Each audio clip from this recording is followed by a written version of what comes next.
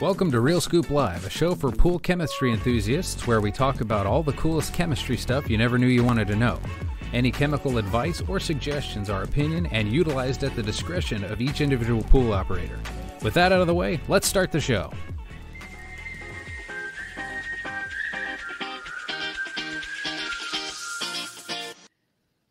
All right.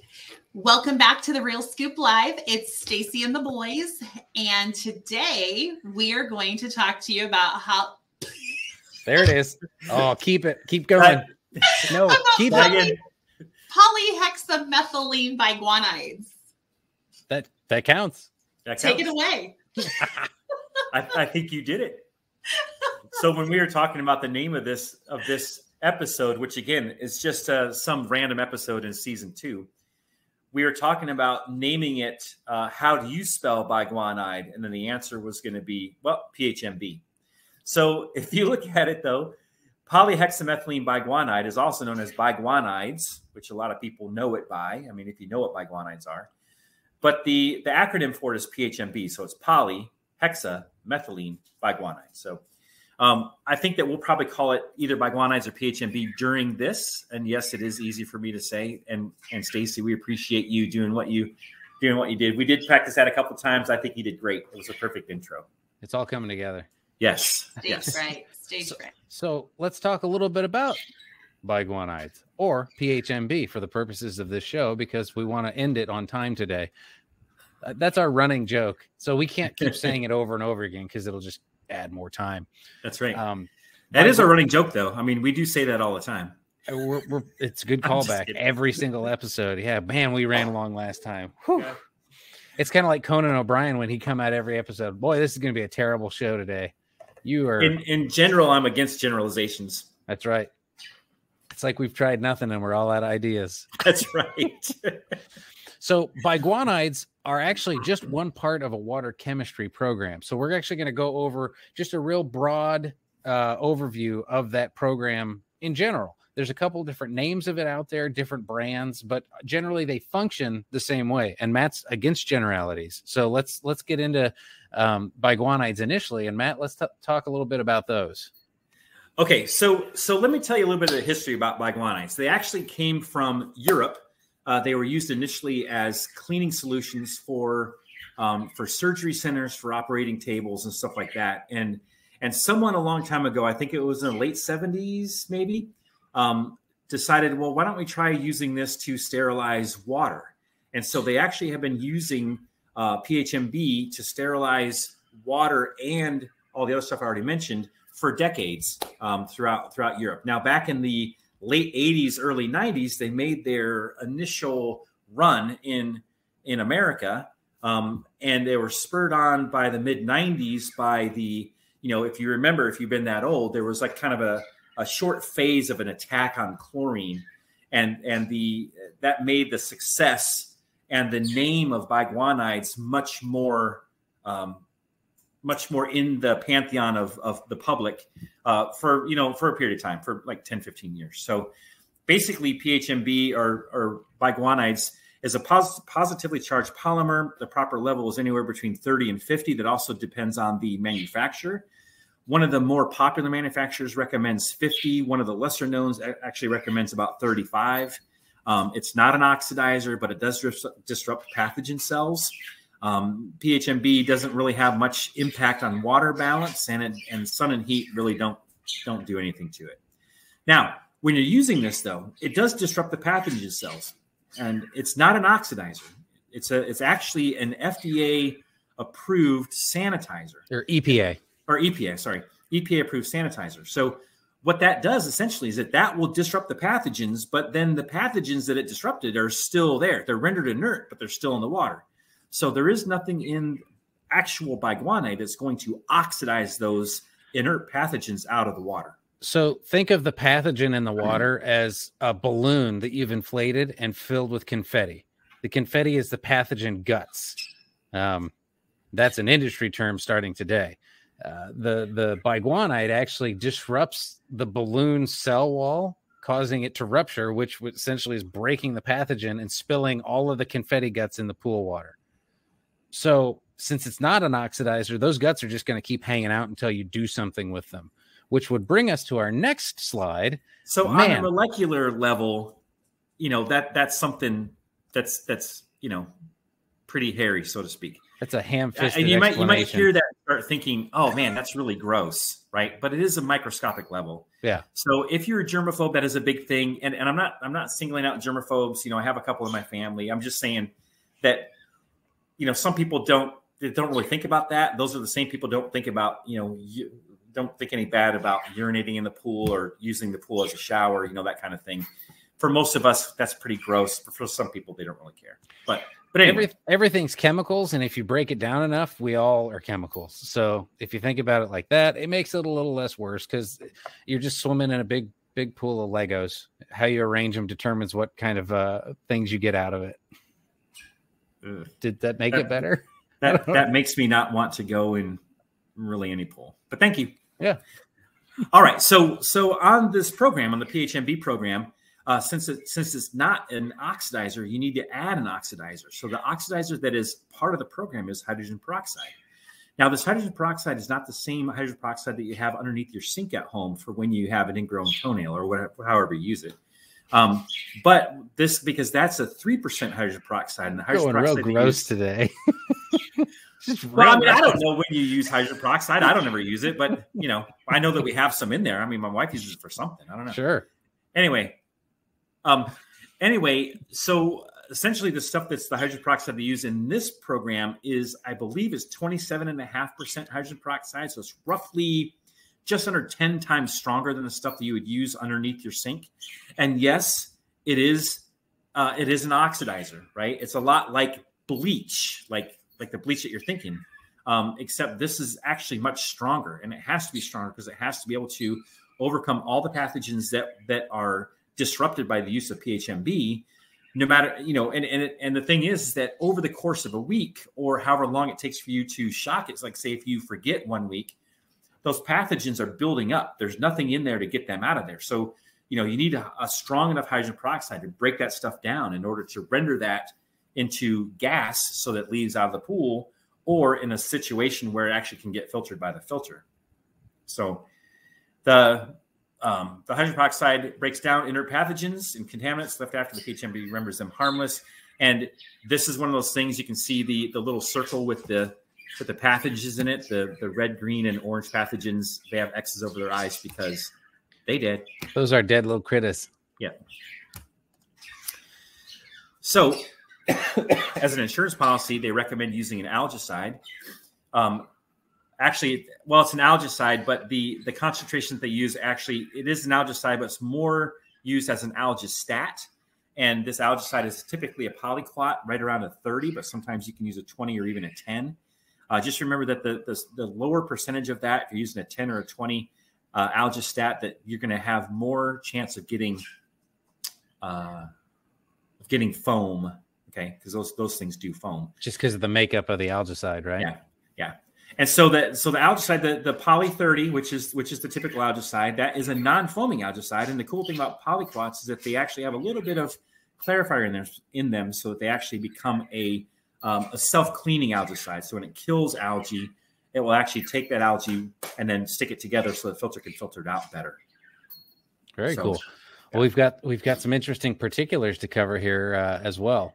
So yes. for those of you unfortunate enough to have dealt with whitewater mold, whether it be in a biguanide pool or a traditionally chlorine sanitized pool, it can be a bear. So whitewater mold and pink slime are technically both a bacteria.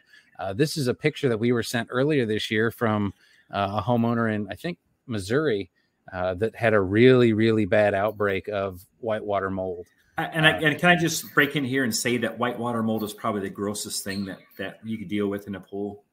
I mean, obviously, it doesn't look like a good time in that basket, does it? No.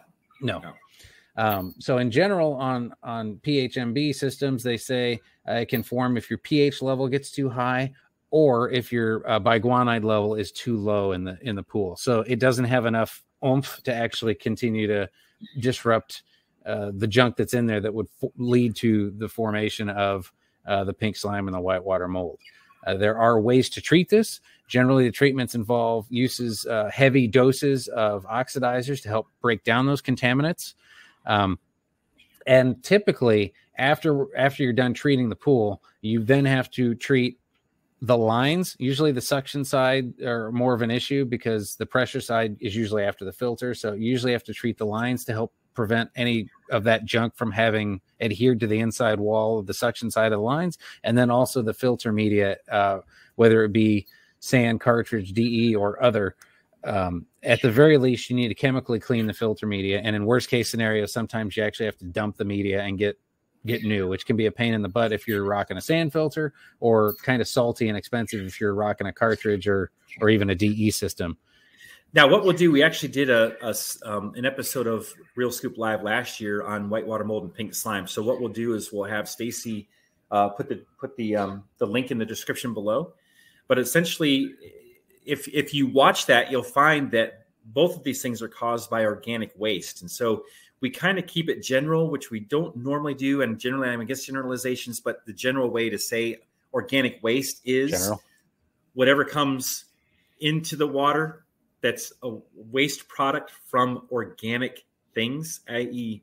people or animals or stuff like that. So this is one of those things that if this starts to form, you know that someone's using that pool as a bathtub, a shower, or a toilet. So this is one of those things that it's really gross. And I think that me knowing that makes it even worse.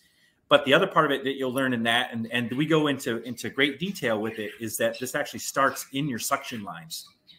So that's one of those things to make sure that you know things are operating correctly, hydraulics are operating correctly, you're running your filter enough, your water's balanced, you're using the proper amount of sanitizer, no matter what sanitizer you're using, whether it's Biguanide or anything else.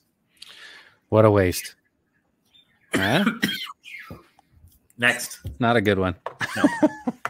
Matt, talk about filtration concerns. Sorry.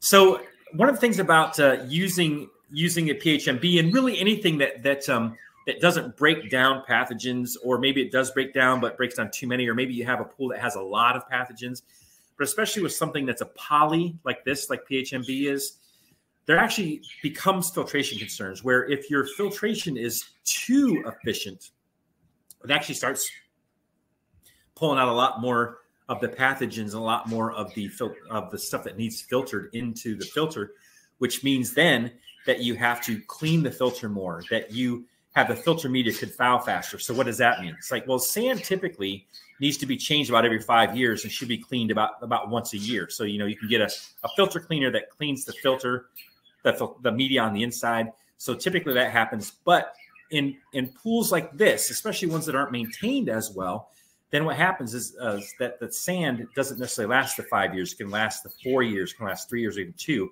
And like Brett was alluding to earlier, that's not an easy thing to do, to you know, and it's not a cheap thing to do, to get rid of sand and renew sand.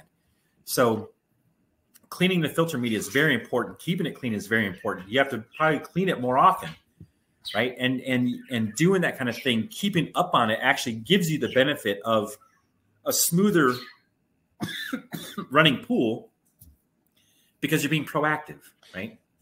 It's kind of a double-edged sword because you are filtering more of the contaminants out, which you want, but at the same time, you're filtering the contaminants out so efficiently that it's causing more maintenance that you have to do to help take care of the issue. So the filter grids up here, for example, on the picture that we've got on the screen, that's a DE system that physically had to be taken apart and disassembled, and the grids individually pressure washed because the traditional backwashing, reversing the flow through it, just didn't cut it. That's what it looked like after backwashing. Obviously, that's not a clean filter grid. It's right? Gross. It hangs on. It doesn't want to come off. So you have to do a little bit more of an intricate method to get rid of it, and it takes time. And in the middle of the summer, especially if you're a service professional, that's the one resource you can never get more of. Is time. Yeah. A couple other particulars just to keep in mind. In general, and like Matt said, generalities, not compatible with chlorine or bromine. Chlorine and bromine, if you add it to a pool that has biguanides in it, will form gummy boogers. That's the best way to describe it. It's just gross. They're gooey, slimy grossness. You can technically bring the water back around, but it costs a lot. You have to use a lot of products to oxidize that junk out of there. And it's really a pain in the butt. So it's best not to do that. So you'll see this a lot when people sell their house and they had a biguanide pool. And this is the first time this new homeowner has had a pool. So they think, all right, I'll just go to the pool store and get a gallon of chlorine. They add it in there and oh my God, now we've got the worst thing ever that we have to fix. What did I do? Kind of a bad Buying taste this house in your was mouth. a mistake. Yeah. Oh my God, I didn't want a 40,000 gallon Jello mold. And see, that's the thing is that the $10 worth of chlorine that you just bought to shock that pool is not going to cost you $600 to rectify the problem. Yeah. Copper and silver algicides, Matt, why don't we like those? So with copper and silver, when you're talking about adding metals to water, especially in a pool or using a high powered oxidizer like hydrogen peroxide, you actually, when you're using this stuff, it can cause an interference not only with how well everything else works, but also causing stains and things like that because of the power of the oxidizer. So it's a good way to stay clear of any staining is not to use copper or silver in a PHMB. And it's the same thing with non-chlorine shock. Now, using non-chlorine shock isn't going to cause scaling, but non-chlorine shock actually eats the PHMB. So if you wanted to, say you overdose with PHMB, you can use a non-chlorine shock such as, say, like OxySplash or something like that to actually lower the PHMB, especially if you are going from, say, one of the leading biguanide products to one of the lesser known biguanide products. If you have 50 or 55 parts per million, when really you needed about 35, you can lower it that way. If you're trying to get off of biguanides, you can lower it that way. If you're going to close your pool, you can lower it that way. So there's lots of different reasons why you would use it, but you wouldn't use it on a weekly basis because essentially you're fighting the program. Right. Electronic salt generators. You wouldn't want to use those with biguanide pool because you wouldn't want to make it. Essentially would be a gummy booger factory. That's just as you're creating chlorine, you're making more gummy boogers as the chlorine interacts with the biguanide in the water. So not an ideal. I don't think anyone would ever want that. Metal-based, I certainly don't. And all you do is say gummy booger. So I don't want that. Metal-based mineral systems, it's the same kind of thing like what Matt was talking about with the copper and silver algicides. Depending on the blend of metals or minerals that are in there, the high level of oxidation present with hydrogen peroxide could potentially cause discoloration of the water or possibly staining of the pool surfaces because the oxidizer could work on the metal and cause those issues. Phosphate-based products because you want as much grace as you can get. Keep the phosphates out of the water so that you don't have the table set for the algae buffet. Well, the big thing about this is that the only algicide that you can use really is the polyquat 30. And like we said before, in this instance, we're using it as an algistat, not an algicide. So if you make it so that the water tends to grow algae because it has a high phosphate level, well, then you're just asking for trouble. It's going to cost you a lot more money and a lot more time and effort and much more frustration. And then finally, UV and ozone systems, because of the unstable nature of the oxidation that happens in there, it'll actually break down the biguanides. So that would be something that you wouldn't want to do because you want to maintain that between 30 or 50 or whatever the manufacturer says for the program that you're running. It's not like biguanides are that cheap either, right? No. So you don't want something in there that's gonna render those ineffective. So and have to add more. Overall, it's kind of it's a wholesale different way of doing pool chemistry. If you take like normal balance and stuff is the same. So the same type of programs and products that you can use to maintain water balance, those are still going to be used. So your calcium, your alkalinity, your pH, all those normal things. But when you're talking about the sanitizer, it switches up a lot of that and especially switches up how you can troubleshoot. So you almost have to relearn chemistry a little bit if you are going to use these types of programs, just because you don't want to waste your program. Because if you're using something to try and fix a problem and it removes the primary sanitizer in your pool, you've just created another problem. So it's one of those things where know the program that you're using, get as familiar with it as you can, and you'll be more effective in the long run. And what it comes down to, it might sound like we're poo-pooing this stuff. We're not. You know, the thing about it is that this is more so based about knowledge. If you're interested in biguanides and you want to know a little bit more about biguanides, this is a good episode to listen to because you get to hear about it. And there are some pros and there are some cons. But sometimes the pros are so much more important than the cons, i.e. if you have someone in your family that is allergic to chlorine, awesome, and they can't swim in chlorine, this is the perfect product or the perfect program to get on, because this is the only one that you can use no chlorine in.